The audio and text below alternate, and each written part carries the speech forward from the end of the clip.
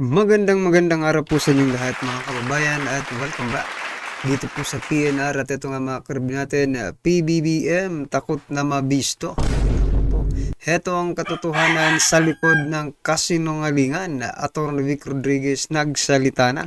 Yan mga kababayan, patungkol po riyan ang ating alamin at bibigyan ng komento ngayong araw na to. Pero bago pong lahat, kung di ka pa nakapag-subscribe sa ating munting channel, please don't forget to subscribe. At palike na rin po ng video ito. Maraming salamat po. At ito na nga, simulan na po natin to. Sawa na ang bayan ko sa magnanakaw na tao.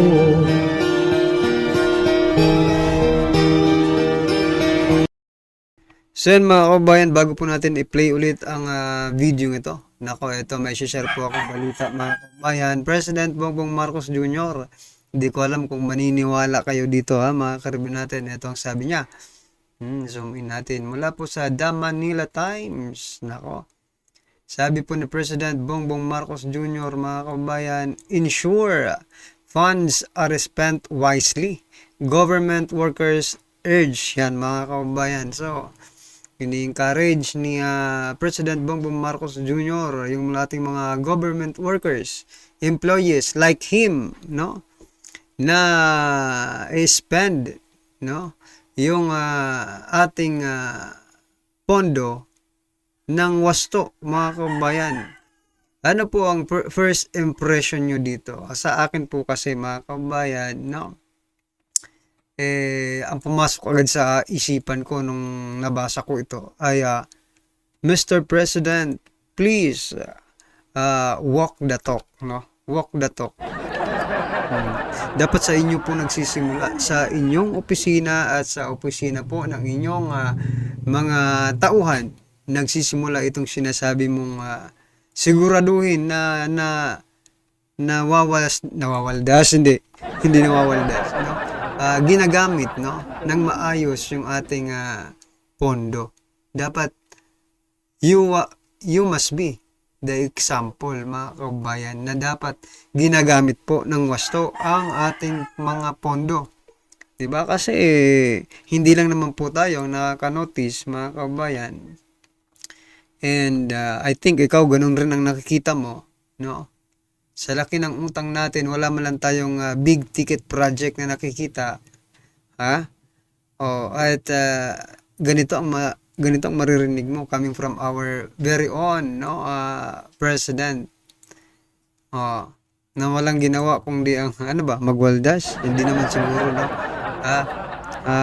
kayo nang bahala kung term. Pero ang akin lang mga kabayan, dapat bago niya po ito sinabi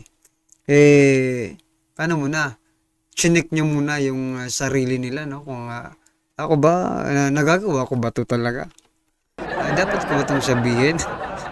Is this appropriate for me to say this kind of words, Nako. Well, anyway mga kabayan, ano man pong inyong reaction dyan, i-comment nyo lang po. At eto na nga, ito po yung sinasabi nating katotohanan sa likod ng kasinungalingan. At ito po yung this is our opinion lang na po natin to. Baka natatakot si PBBM na gawin to. Ito mga kabayan, pakinggan at bigyan natin ng reaction to.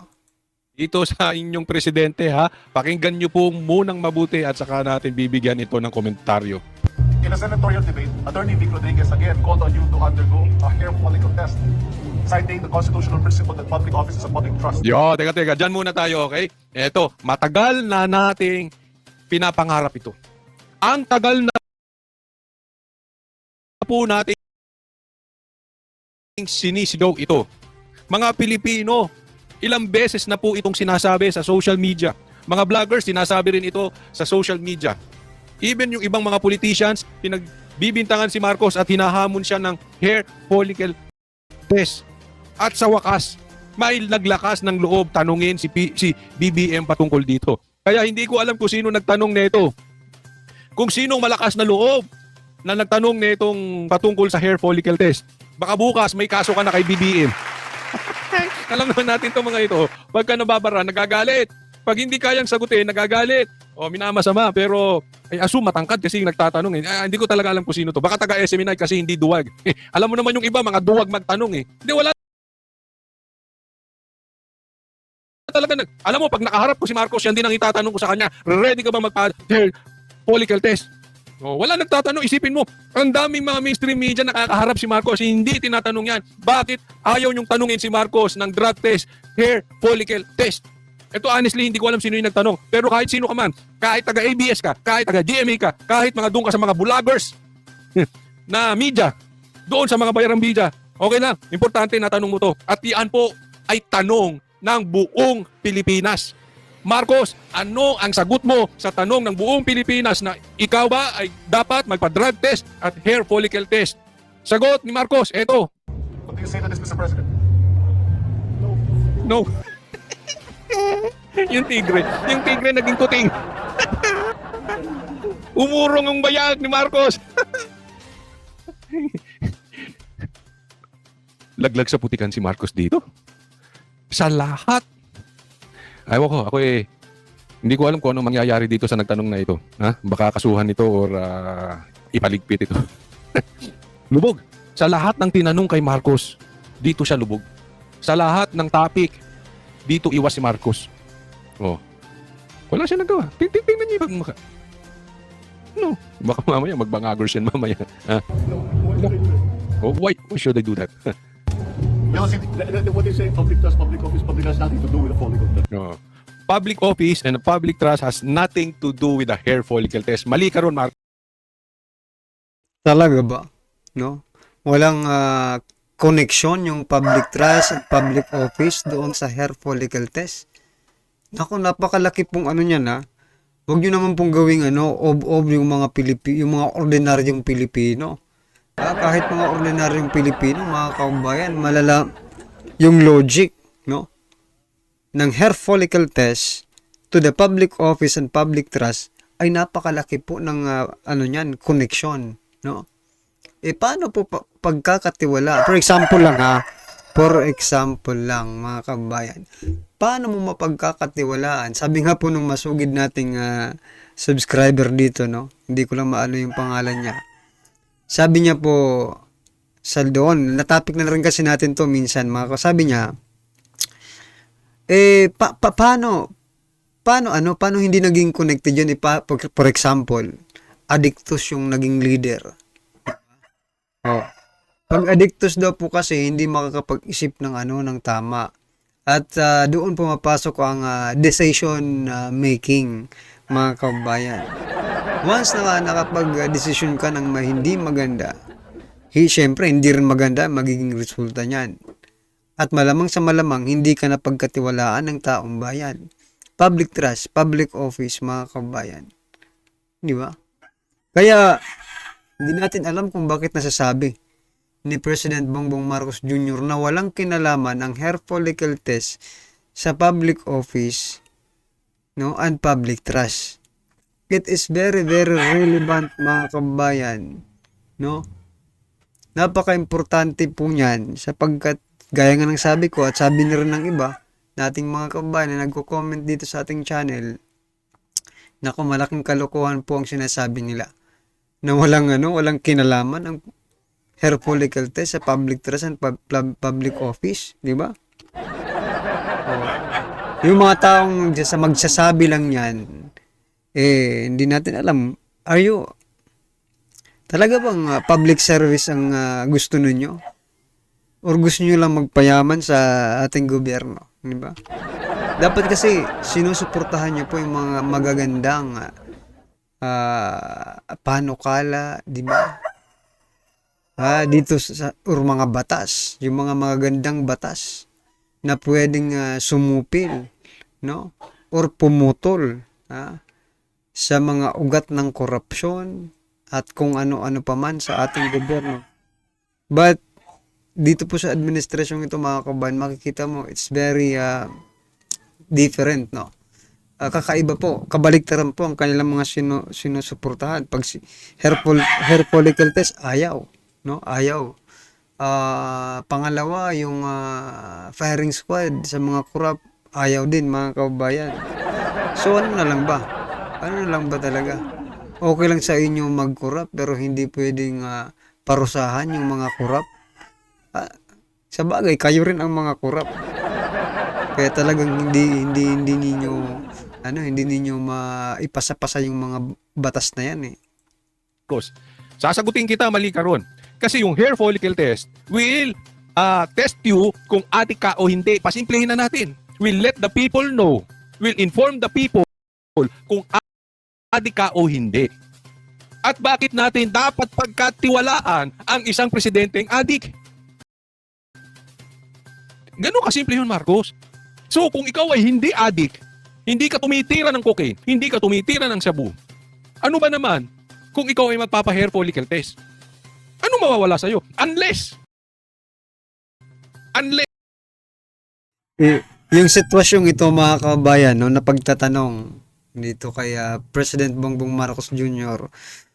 kung sa hair follicle test at doon sa pagtatanong kaya or doon sa pagsagot ni sino tong congressman na to? Representative Congressman Chua, no? Ay pareho doon po sa sinasabing firing squad. Dito naman po, i-connect natin na kasi bigla kong naisip, parehas po yung ano nila pag-iisip nila. Si President BBM is allegedly, no, sinasabi na addictus. So, ayaw niya magpa-hair follicle test because addictus. May issue of being addictus, mga kabayan. Dito naman po kay Chua, ayaw naman po niya ng firing squad, no? Death penalty by firing squad, no? Yun sa mga corrupt na mga opisyal ng ating bansa, ayaw niya. Sabi ng ating mga kabayan, siya ang masasampulan dyan. O, ganun din.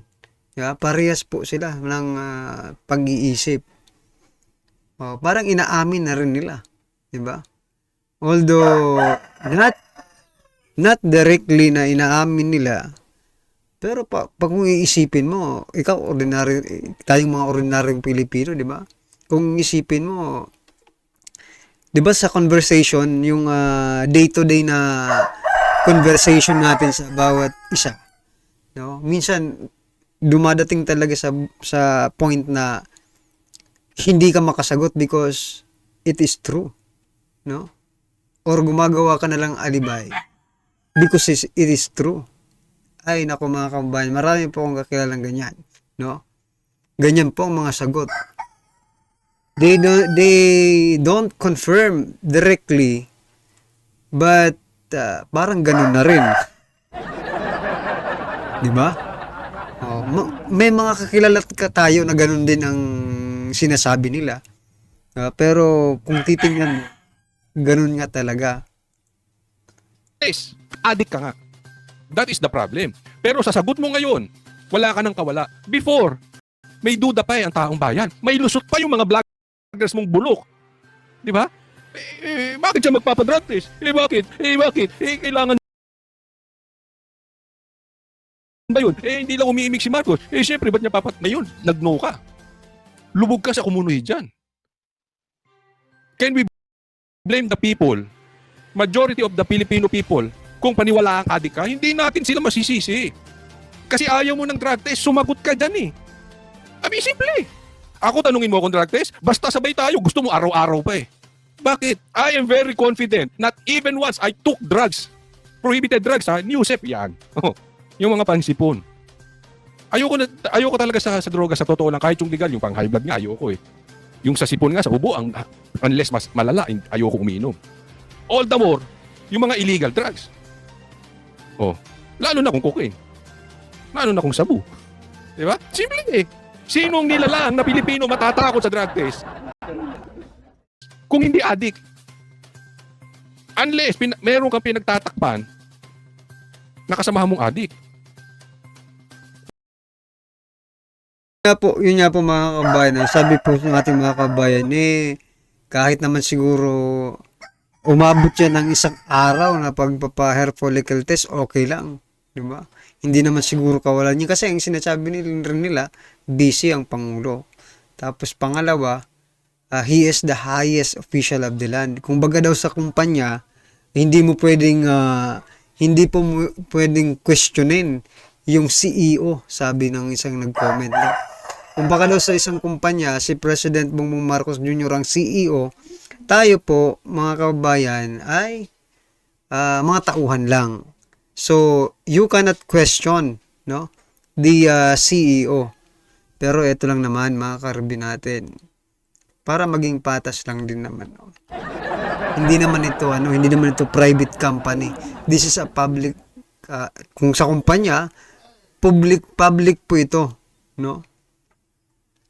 Kung gusto niyo sa kumpanya, wag na kayong tumakbo sa sa gobyerno.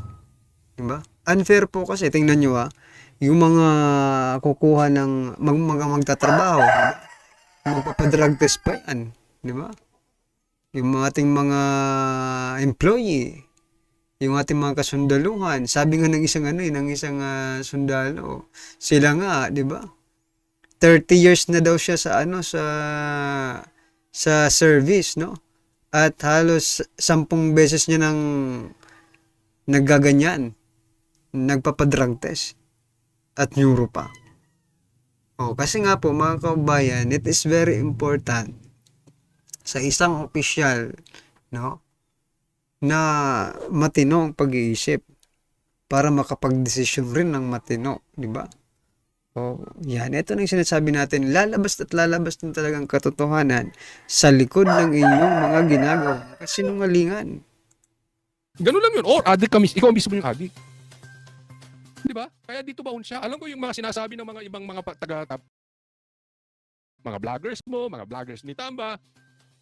Pahiya si Atty. Vic. Atty. Vic walang iyakan. Binara ni BBM si Atty. Vic. Ganon ang mga title ng mga yan, mga ganyan na mga sinasabi. Bakit siya magpapadrug test? Hindi naman kailangan. Kawawa si Atty. Vic. Barado, kawawa. Ganyan po na bumabaw ang vloggers ngayon. Ganyan na. May pagtanggol lang ang isang tao kahit wala ng argumento. Si Atty. Vic ba ang nagmukhang tanga rito? Itanungin ko kayo, sige, ilagay niyo dyan sa comment section. Si Atty. Vic ba na naghahamon ng drug test kay Marcos ang nagmukhang tanga? Ako hindi ako nakakapanood ng ibang vloggers pero malamang kasi dati nanunood ako. At yung takbo ng isip nila, ang takbo ng argumento nila laging ganun. Sige, honestly, kahit yung mga bashers, kahit yung mga makamarcos, sagutin niyo ako. Si Atty. ba nagmukhang tanga dyan? O si Marcos? Sige, kahit mga pulahan, sagot kayo. Di ba? So yan mga karibin natin, ano pong inyong opinion, reaction patungkol po sa video ito, i-comment lang po sa baba. Para at least alam po nating mga kabayan ang inyong opinion. Maraming salamat po. Sawa na ang bayan ko sa magnanakaw na tao.